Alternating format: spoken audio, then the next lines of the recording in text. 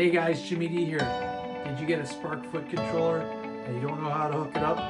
Stick around, I'll show you how to do it and go through your channels.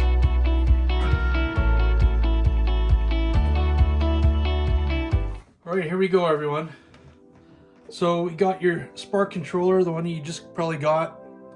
You know, I have the charging port there that's taken out of, it's all charged. So you have it charged, I'm going to place it here. I'm going to go turn my app on, and then I'm going to go to the Spark app on my iPad here. Okay, let it connect, hitting the connect button. It's a second, now it says it's fully connected. So I could go through here and cycle through my tones. Or you could just hook up the controller. So we're going to hook up the controller. So if you see down here, there's this little hamburger here with the red dot. I'm going to click on that. Okay. And then we're going to go add Spark controller. Okay. So it's going to search and oh, it's not found. Why? Because we got to power it on. Once we power it on, hit retry. And now it's connected.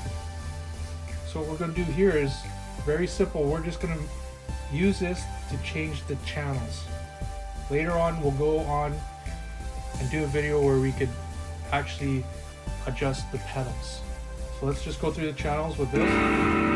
So there's channel 1 that has set up, channel 2, channel 3, channel 4. Put it here, you'll see the different channels, the different amps will display. And obviously, you know, you can set these up to whatever you want.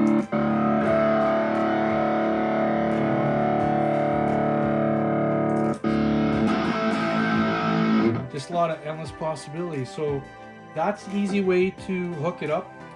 There is the instructions that you get with the Spark controller. Don't be afraid to use them, read them. Stick around later, I will be doing another video on this, so please subscribe and like and comment. Let me know if you want to see any other Spark related videos. Anyways, keep rocking. Later.